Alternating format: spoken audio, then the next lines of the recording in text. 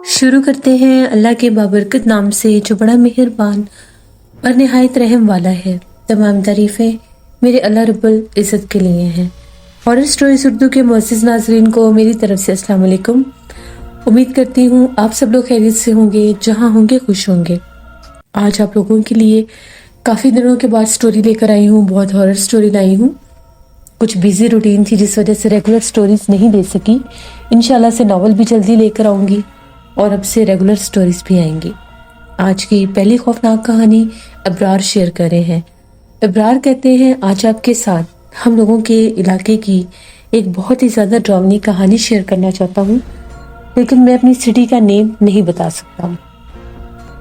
हम लोगों के शहर में एक ऐसा इलाका था, वहाँ पर एक मखसूस सड़क थी, जो सड़क मशहूर थी चुड़ैल वाली सड़क के नाम से। हम छोटे छोटे होते थे तब से हम लोग किस्से कहानियाँ सुनते आ रहे थे।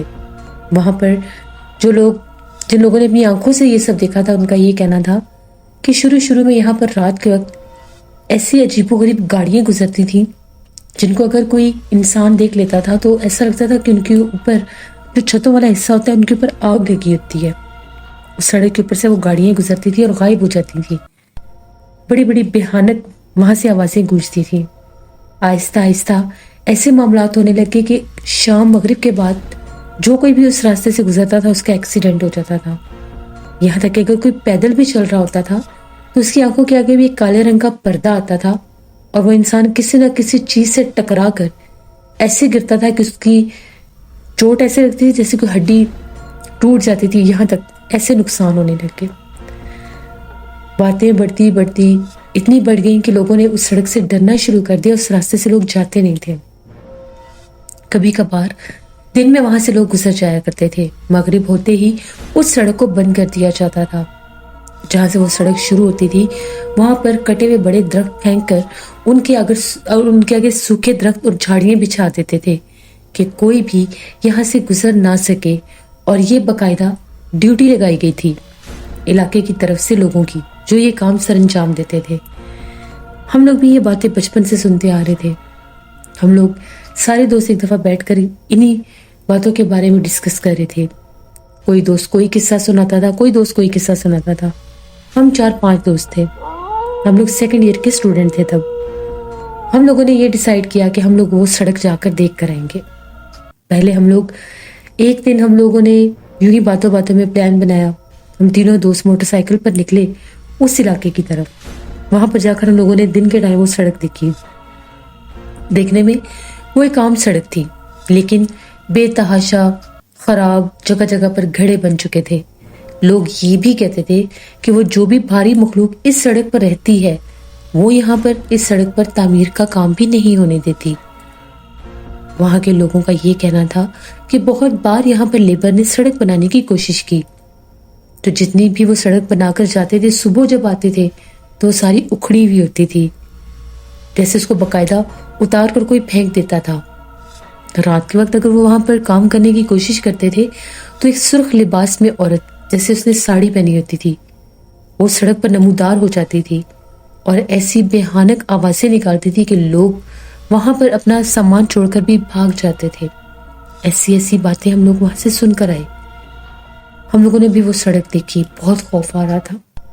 कुछ हद तक वहां पर दरख्त थे और उसके बाद दरख्तों का सारा सिलसिला बंजर हो चुका था। दरख्त जल चुके थे। मेरे एक दोस्त ने कहा कि दिन के टाइम तो शायद ही हमें यहाँ पर कुछ मिले, क्यों ना हम लोग मगरिब के बाद आकर यहाँ पर देखेंगे क्या मामलात है। हम सड़क पर आगे नहीं जाएंगे, सिर्फ हम लोग देखेंगे कि यहाँ पर होता क्या है। मैंने कहा कि नहीं, रहने दो, इलाके के लोग भी तो यही बातें कह रहे हैं। उसने कहा कुछ नहीं होता, जरा देखने में क्या हर्ज है, हम कौन सा पास जा रहे हैं। एक हफ्ते के बाद हम लोगों ने फिर प्लान बनाया। संडे का दिन था। हम लोगों ने घर में यही बताया कि हम लोग मैच खेलने के लिए जा रहे हैं। हम लोग घर से निकल पड़े। वो इलाका काफी दूर था जहां पर वो सड़क वाक़ई थी।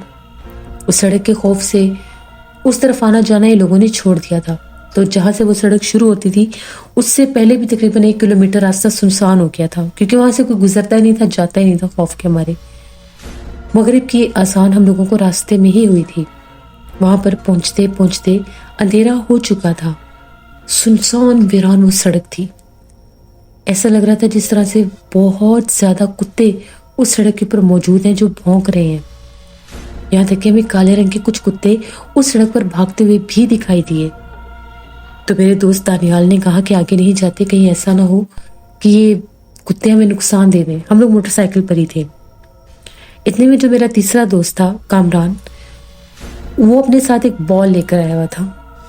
اس نے کہا کہ یہ بال اس سڑک کے اوپر پھینکتے ہیں، دیکھتے ہیں کیا ہوتا ہے. تھوڑی دیر گزری، وہ کتے جیسے بھونک رہے تھے، پھر وہ وہاں سے جو آگے ویرانے تھے کتے ان طرف چلے گئے. اس روڈ ان کے جانے کی باقاعدہ آوازیں سنائی دے رہی تھی. اتنے میں جو کامران تھا اس نے وہ بال بہت زور سے اس سڑک کے اوپر پھینک دی. واللہ عالم وہ بال کتنے دور تک گیا. اس نے کہا کہ ایسا کرو، اب جیسے موٹر سائیکل کی لائٹ ہے اس کو جلاؤ اور ہم لائٹ میں دیکھتے ہیں بال واپس آتا ہے یا نہیں. ہم لوگوں نے لائٹ آن کی اور سڑک پر دیکھنے لگ گئے. تھوڑی دیر گزر گئی، کوئی پتہ نہیں بال کہاں جا کر گرا، کتنی دور جا کر گرا، کوئی بال نہیں آیا. تقریباً 4 سے 5 منٹ ابھی ہوئے ہوں گے. باقاعدہ ایسا لگا کسی نے بہت زور سے وہ بال ہماری طرف پھینکا ہے. جیسے وہ بال ہم لوگوں کے بائک کے بالکل پاس آ کر گرا، ہم لوگ تو بہت زیادہ ڈر گئے. کامران جلدی سے بائک سے اترا اور اس نے وہ بال اٹھا کر دوبارہ اس طرف پھینک کر کہا جو کوئی بھی ہو سامنے آؤ. ہم نے اس کو منع بھی کیا کہ یہ حرکت مت کرو، یہ جگہ بہت بھیانک ہے، تم یہ کام کیوں کر رہے ہو. جیسے اس نے وہ بال اس طرف پھینکا، ابھی بال واپس نہیں آیا تھا. ہم نے موٹر سائیکل کی روشنی میں دیکھا دور وہاں پر جیسے سڑک کے درمیان کوئی بیٹھا ہوا تھا. ایک دم سے وہ جو کوئی بھی تھا وہ کھڑا ہو گیا اور جیسے ہم لوگوں کی بائک کی طرف ہی وہ چلتا ہوا آ رہا تھا. دیکھا تو وہ ایک عورت تھی، سرخ رنگ کا لباس پہنے ہوئے، گھونگھٹ نکالے ہوئے.